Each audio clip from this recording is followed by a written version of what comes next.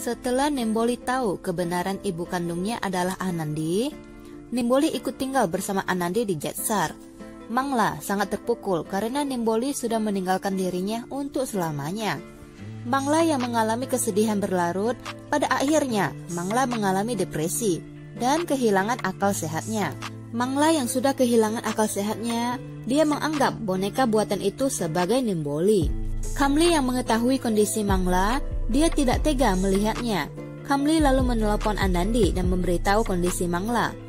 Anandi terkejut dan dia menjawab dia ikut sedih mendengarnya dan dia akan mencari cara untuk membantu Mangla.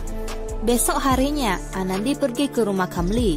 Yang Anandi lihat adalah Mangla sedang berbicara dengan boneka buatannya dengan nama panggilan Nimboli. Mangla lalu melihat ke arah Anandi. Ternyata Mangla sudah tidak mengenali Anandi lagi. Anandi lalu mendekati Mangla. Anandi berkata kalau dia itu adalah temannya Mangla dan Anandi ingin mengajak Mangla untuk pergi ke Jetsar. Awalnya Mangla berkata dia tidak ingin pergi kemanapun, tetapi Anandi masih membujuknya. Lalu Mangla bertanya kepada boneka Nimboli dan Mangla menganggap boneka Nimboli mau ikut pergi ke Jetsar. Anandi lalu keluar dari kamar. Mangla berbicara kepada boneka Nimboli. Setelah itu, dia pergi menyiapkan tasnya untuk ikut Anandi ke Jetsar. Setelah Mangla selesai, Anandi dan Mangla pun berangkat ke Jetsar. Ringkas cerita, Mangla dibawa ke rumah sakit jiwa oleh Anandi untuk mendapatkan perawatan. Ketika Mangla masuk ke ruangan, dia melihat pemandangan di luar. Anandi mendekati Mangla dan berkata kalau Mangla akan tinggal di situ selama beberapa hari. Mangla berkata dia akan bertanya kepada Nimboli dulu. Mangla lalu bertanya kepada boneka Nimboli.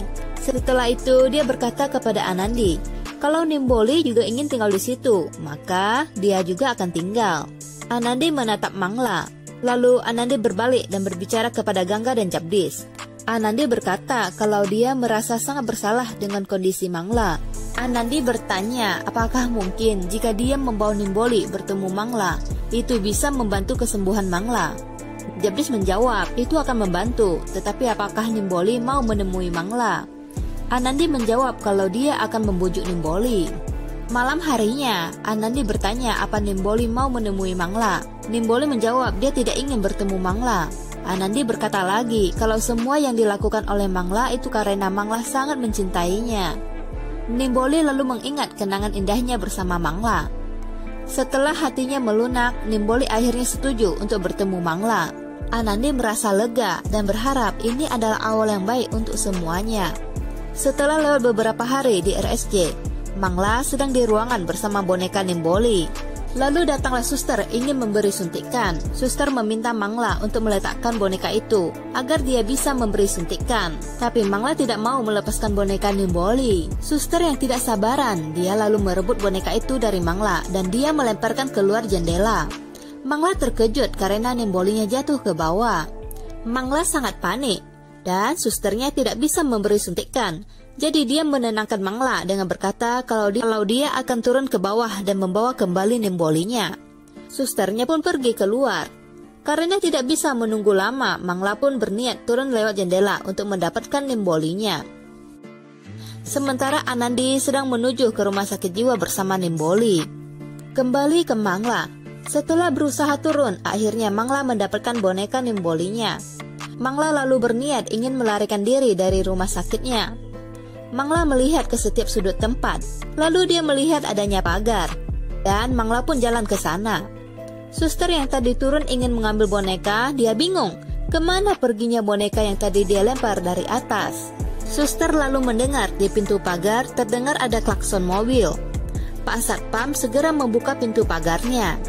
Mangla yang menunggu kesempatan, dia segera melarikan diri lewat pagar yang terbuka. Suster melihatnya dan dia berteriak. Suster itu segera mengejar Mangla. Mobil Anandi pun terhenti. Lalu Anandi melihat dari kaca spionnya. Anandi terkejut. Ternyata yang melarikan diri adalah Mangla. Mangla berlari dan beberapa satpam mengejarnya. Setelah berlari, sampailah jalan buntu di dekat jurang. Mangla pun berhenti karena merasa sudah berlari jauh. Anandi dan Nimboli masih mengejar di belakang.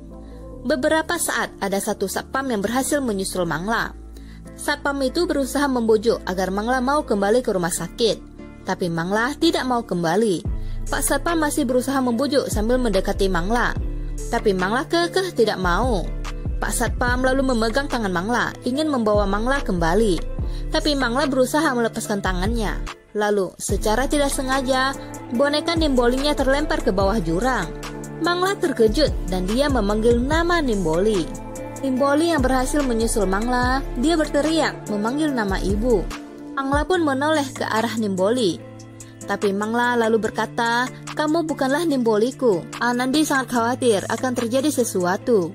Mangla lalu mendorong Satpamnya dan dia pun melompat ke jurang menyusul boneka Nimbolinya. Dari atas jurang, Mangla melompat sambil berteriak, "Nimboli, anakku Nimboli." Lalu ketika sampai di dasar, Mangla pun meninggal di tempat. Anandi dan Nimboli segera melihat ke bawah jurang, dan yang mereka lihat adalah Mangla sudah tidak bergerak. Anandi memanggil nama Mangla, dan Nimboli memanggil nama Disa. Begitulah peran Mangla di balik Kavadu berakhir. Mangla mencintai Nimboli sampai di akhir hayat hidupnya. Terima kasih sudah menonton. See you in my next video. Bye.